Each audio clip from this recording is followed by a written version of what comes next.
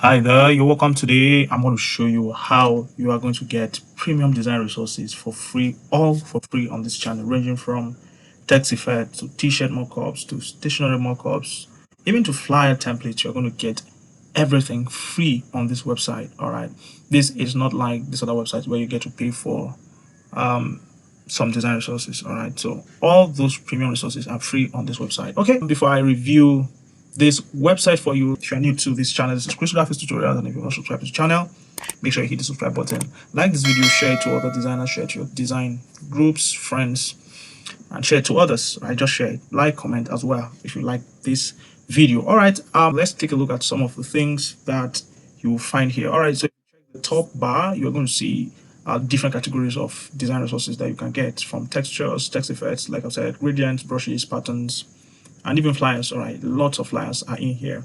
Okay, so let's go to text effects so you could see for yourself. All right, so you can see amazing text effects here.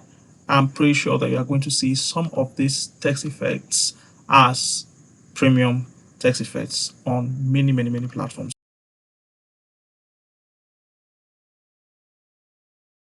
All right, so now that let's check all and some of the t-shirt mockups here.